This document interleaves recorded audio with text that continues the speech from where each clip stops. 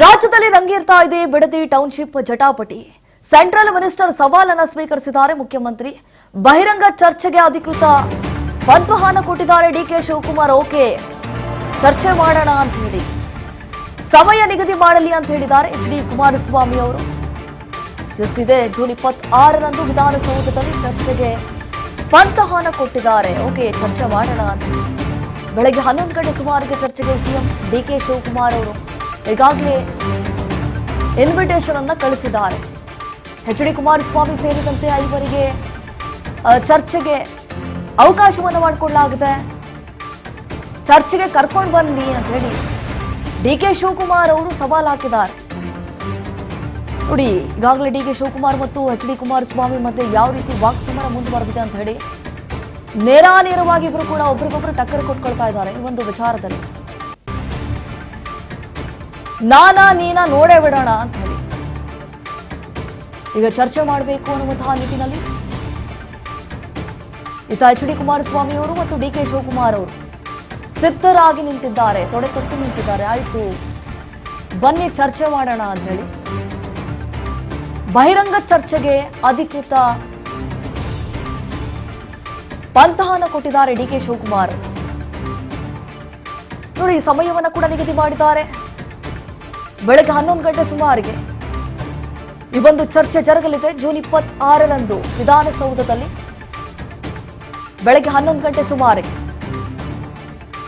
H D. Kumaraswamy ಸೇರಿದಂತೆ 5 ಈ ಚರ್ಚೆಗೆ ಇನ್ವಿಟೇಷನ್ ಹೋಗಿರುವಂಥದ್ದು. ಹಾಗಾದ್ರೆ ಯಾರೆಲ್ಲ ಭಾಗಿಯಾಗ್ತಿದ್ದಾರೆ ಈ ಒಂದು ಚರ್ಚೆಯಲ್ಲಿ, ಏನೆಲ್ಲ ಪ್ರಸ್ತಾಪ ಮಾಡಲಾಗುತ್ತೆ, ಯಾವ ರೀತಿ ಮಾತಿಗೆ ಮಾತು ಬೆಳೆಸ್ತಾರೆ ಅನ್ನೋದೇ ನಿಜಕ್ಕೂ ಈಗ ಕುತೂಹಲಕಾರಿ ಸಂಗತಿ ಅಂತ ಹೇಳ್ಬೋದು.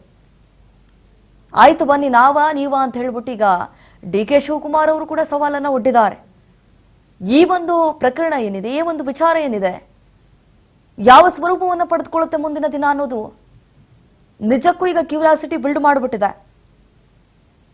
ಡಿ.ಕೆ. ಶಿವಕುಮಾರ್ ಅವರಿಗೆ ಪಂಥಾಹ್ವಾನ ಕೊಟ್ಟು ಸವಾಲನ್ನು ಎಸೆದಿದ್ದಾರೆ ಎಚ್.ಡಿ. ಕುಮಾರಸ್ವಾಮಿ ಅವರು. ಈಗಾಗಲೇ ಅಲ್ಲಿರುವಂತಹ ರೈತರು ಯಾವ ರೀತಿ ಆಕ್ರೋಶವನ್ನ ಹೊರಹಾಕಿದ್ರು ಇಷ್ಟು ದಿನ ನಾವು ಸುದೀರ್ಘವಾಗಿ ಆ ಸುದ್ದಿಯನ್ನ ಕೂಡ ಬಿತ್ತರಿಸಿದ್ವಿ. ಅಲ್ಲಿರುವಂತಹ ರೈತರು ಸರ್ಕಾರದ ವಿರುದ್ಧವಾಗಿ ಯಾವ ರೀತಿ ವಾಗ್ದಾಳಿಯನ್ನ ನಡೆಸಿದ್ರು, ನಿಜಕ್ಕೂ ಈ ರೀತಿಯಾಗಿ ನಿರ್ಧಾರವನ್ನ ಕೈಗೊಂಡಿರುವುದು ಅನ್ಯಾಯ, ರೈತರಿಗೆ ಮಾಡ್ತಾ ಇರುವಂಥದ್ದು ಅನ್ಯಾಯ. ಇದು ರಾಜ್ಯದ ಬೆನ್ನೆಲುಬು ಅಂತಂದ್ರೆ ಅದು ರೈತರಿಗೆ ಇವರು ಅನ್ಯಾಯ ಮಾಡೋದಕ್ಕೆ ಹೊರಟಿದ್ದಾರೆ, ನಾವಾದ್ರೂ ಸಹಿಸಲ್ಲ ಅಂತ ಹೇಳಿ. ಸೊ ಇದೇ ಒಂದು ವಿಚಾರ ಏನಿದೆ, ನೀನ ನೋಡೇ ಬಿಡೋಣ ಅಂತ ಹೇಳಿ ಈಗ ಇಬ್ರು ಕೂಡ ಮುಂದಾಗಿದ್ದಾರೆ.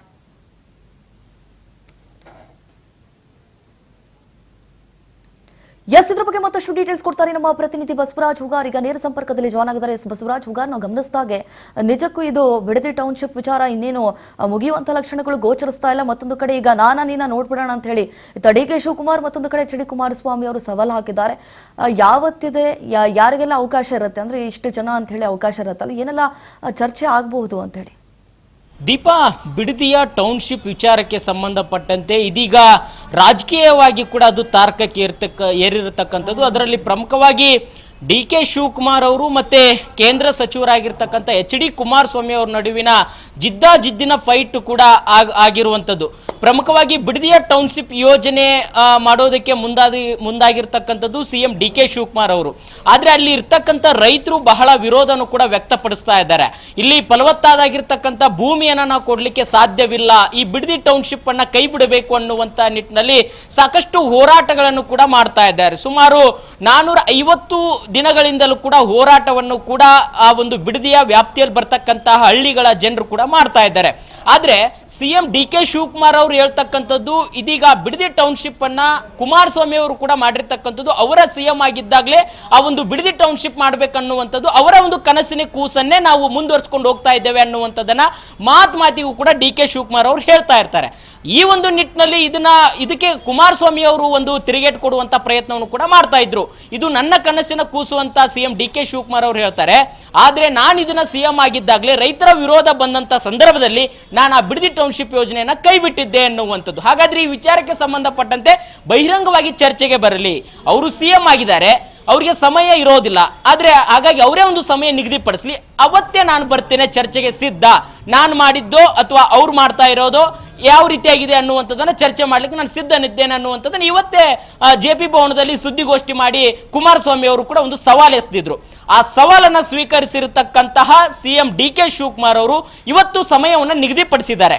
ಈಗಾಗಲೇ ಏನು 26ನೇ ತಾರೀಕು ಜೂನ್ 26ನೇ ತಾರೀಕು ವಿಧಾನಸೌಧದಲ್ಲಿ ಅವರ ಕಚೇರಿ ಅಂದ್ರೆ CM ಕಚೇರಿಯಲ್ಲಿ ಕುಮಾರಸ್ವಾಮಿ ಅವರು ಸೇರಿದಂತೆ ತಮ್ಮ ಜೊತೆ 5 ಜನರನ್ನ ಕರೆದು ತನ್ನಿ, ನಿಮಗೆ ನಾನು ಸವಾಲನ್ನ ಎಸ್ತಿರ್ತಕ್ಕಂಥ ಅದನ್ನು ಸ್ವೀಕಾರ ಮಾಡಿದ್ದೇನೆ, ಈ ಬಿಡದಿ ಟೌನ್ಶಿಪ್ ವಿಚಾರಕ್ಕೆ ಸಂಬಂಧಪಟ್ಟಂತೆ ಮುಕ್ತವಾಗಿ ಚರ್ಚೆ ಮಾಡೋಣ, ನಾನು ಬಹಳಷ್ಟು ಉತ್ಸುಕನಾಗಿದ್ದೇನೆ ಈ ಬಗ್ಗೆ ಚರ್ಚೆ ಮಾಡಲಿಕ್ಕೆ ಅನ್ನುವಂಥದ್ದು CM DK ಶಿವಕುಮಾರ್ ಅವರು ಅವರ ಪತ್ರದಲ್ಲಿ ಉಲ್ಲೇಖ ಮಾಡಿರ್ತಕ್ಕಂಥದ್ದು. ಪ್ರಮುಖವಾಗಿ ಈ ಹಿಂದೆ ಕೂಡ ಇವತ್ತೇ ಮೊದಲಲ್ಲ ದೀಪ, ಈ ಹಿಂದೆ ಕೂಡ ಹಲವಾರು ರೀತಿ ವಿಚಾರಗಳಿಗೆ ಸಂಬಂಧಪಟ್ಟಂತೆ ಚರ್ಚೆಗೆ ನಾನು ಸಿದ್ಧ ಅನ್ನುವಂಥದ್ದನ್ನು ಇಬ್ಬರು ನಾಯಕರು ಕೂಡ ಪರಸ್ಪರ ಹೇಳಿಕೆ ಕೊಡ್ತಾ ಇದ್ರು. ಆದ್ರೆ ಯಾವುದೇ ರೀತಿ ಸಮಯವನ್ನು ನಿಗದಿಪಡಿಸಿರಲಿಲ್ಲ. ಆದ್ರೆ ಇದೀಗ ಈ ಬಿಡದಿ ಟೌನ್ಶಿಪ್ ವಿಚಾರಕ್ಕೆ ಸಂಬಂಧಪಟ್ಟಂತೆ ಸರ್ಕಾರದ ಮಟ್ಟದಲ್ಲೂ ಕೂಡ ಕೆಲವು ಹಿರಿಯ ಸಚಿವರು ಕೂಡ ಇದನ್ನ ವಿರೋಧ ವ್ಯಕ್ತಪಡಿಸ್ತಾ ಇದ್ದಾರೆ ಅನ್ನುವಂಥ ಚರ್ಚೆಗಳು ಕೂಡ ಇದಾವೆ. ಈ ಒಂದು ನಿಟ್ಟಿನಲ್ಲಿ ಇದನ್ನ ಪ್ರತಿಷ್ಠೆಯಾಗಿ ತೆಗೆದುಕೊಂಡಿರ್ತಕ್ಕಂತಹ CM DK ಶಿವಕುಮಾರ್ ಅವರು ಇದನ್ನ ಈ ಒಂದು ಬಿಡದಿ ಟೌನ್ಶಿಪ್ ವಿಚಾರಕ್ಕೆ ಸಂಬಂಧಪಟ್ಟಂತೆ ತಾರ್ಕಿಕ ಅಂತ್ಯವನ್ನ ಕಾಣಿಸಲೇಬೇಕನ್ನುವಂತ ನಿಟ್ಟಿನಲ್ಲಿ ಬಹಳಷ್ಟು ಒಂದು ಜಿದ್ದಾಜಿದ್ದಿಗೆ ಕೂಡ ಬಿದ್ದಂತೆ ಕಾಣ್ತಾ ಇದೆ. ಅದಕ್ಕೆ ಪ್ರತಿರೋಧವಾಗಿ ಕುಮಾರಸ್ವಾಮಿ ಅವರು ಸಹಿತ ಈ ಒಂದು ಬಿಡದಿ ಟೌನ್ಶಿಪ್ ಯೋಜನೆ ಆಗ್ಲಿಕ್ಕೆ ನಾವು ಬಿಡೋದಿಲ್ಲ, ರೈತರ ಪರವಾಗಿ ನಾನು ನಿಂತ್ಕೊಳ್ತೇನೆ, ಕಾನೂನಾತ್ಮಕ ಹೋರಾಟಕ್ಕೂ ಕೂಡ ನಿಲ್ತೇನೆ ಅನ್ನುವಂಥದ್ದು. ಆದ್ರೆ DK ಶಿವಕುಮಾರ್ ಅವರು ಈ ಬಿಡದಿ ಟೌನ್ಶಿಪ್ ವಿಚಾರಕ್ಕೆ ಕೇಳಿದಂತ ಸಂದರ್ಭದಲ್ಲಿ ಇದು ಕುಮಾರಸ್ವಾಮಿ ಅವರೇ ಮಾಡಿರ್ತಕ್ಕಂಥದ್ದು, ಇದೀಗ ರಾಜಕೀಯವಾಗಿ ಅವರು ವಿರೋಧನ ವ್ಯಕ್ತಪಡಿಸ್ತಾ ಇದ್ದಾರೆ ಅನ್ನುವಂಥದ್ದು ಹೇಳ್ತಾ ಇದ್ದಾರೆ. ಹಾಗಾಗಿ ಕುಮಾರಸ್ವಾಮಿ ಅವರು ಇವತ್ತು ಸುದೀರ್ಘವಾಗಿರ್ತಕ್ಕಂತಹ ಒಂದು ಸುದ್ದಿಗೋಷ್ಠಿ ನಡೆಸಿ ಹೇಳಿದ್ದಾರೆ. ಅವರು 2006ರಲ್ಲಿ ಕೂಡ ಈ ಬಿಡದಿ ಟೌನ್ಶಿಪ್ ಅನ್ನ ಯೋಜನೆ ತಂದಿದ್ರು. ಆದರೆ ಅಲ್ಲಿ ರೈತರ ವಿರೋಧ ವ್ಯಕ್ತಪಡಿಸಿದ ಸಂದರ್ಭದಲ್ಲಿ ನಾನು ಸದನದಲ್ಲಿ ಕೂಡ ಹೇಳಿದ್ದೇನೆ, ಈ ಬಿಡದಿ ಟೌನ್ಶಿಪ್ ಅನ್ನ ನಾನು ಕೈ ಬಿಡ್ತೇನೆ, ರೈತರನ್ನ ವಿರೋಧ ಅವ್ರನ್ನ ಒಕ್ಕಲೆಬ್ಬಿಸಿ ನಾನು ಈ ಬಿಡದಿ ಟೌನ್ಶಿಪ್ ಮಾಡೋದಿಲ್ಲ ಅನ್ನುವಂಥದ್ದು ಹೇಳಿದ್ದೇನೆ. ಆದರೆ 2025ರಲ್ಲಿ DK ಶಿವಕುಮಾರ್ ಅವರ ಅಧ್ಯಕ್ಷತೆಯಲ್ಲೇ ಈ ಒಂದು ಪ್ರಾಥಮಿಕ ನೋಟಿಫಿಕೇಶನ್ ಕೂಡ ಆಗುತ್ತೆ ಬಿಡದಿ ಟೌನ್ಶಿಪ್ ವಿಚಾರಕ್ಕೆ ಸಂಬಂಧಪಟ್ಟಂತೆ. ಹಾಗಾಗಿ ಅವರೇ ತಂದಿರತಕ್ಕಂಥ ಯೋಜನೆ ಇದು ನನ್ನ ಕನಸಿನ ಕೂಸಲ್ಲ, ನಾನು ಅಲ್ಲಿಗೆ ಕೈ ಬಿಟ್ಟಿದ್ದೆ ಅನ್ನುವಂಥದ್ದು ಬಹಳ ಸ್ಪಷ್ಟವಾಗಿ ಹೇಳ್ತಾ ಇದ್ದಾರೆ.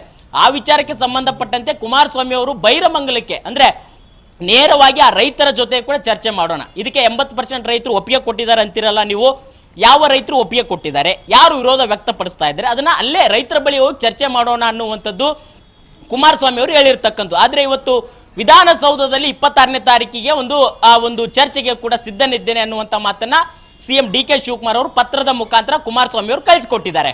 ಆ ಒಂದು ಸವಾಲನ್ನ ಸ್ವೀಕರಿಸ್ತಾರ, ಕುಮಾರಸ್ವಾಮಿ ಅವರು ವಿಧಾನಸೌಧಕ್ಕೆ ಹೋಗ್ತಾರ, ಅವ್ರ ಜೊತೆ 5 ಜನರನ್ನು ಕರ್ಕೊಂಡು ಹೋಗ್ತಾರ, ಅಥವಾ ಅವರು ಬೈರಮಂಗಲಕ್ಕೆ ಬನ್ನಿ ಅನ್ನುವಂಥ ಮಾತನ್ನು ಕೂಡ ಹೇಳಿದ್ರು. ಅದಕ್ಕೆ ಯಾವ ರೀತಿ ಕುಮಾರಸ್ವಾಮಿ ಅವರು ರಿಯಾಕ್ಟ್ ಮಾಡ್ತಾರೆ ಅನ್ನುವಂಥದ್ದು ಕುತೂಹಲ ಕೆಡೆ ಮಾಡಿಕೊಡ್ತಾ ಇದೆ. ದೀಪ. S Basavaraj Hoogar, thank you ತಮ್ಮ ಮಾಹಿತಿಗಾಗಿ.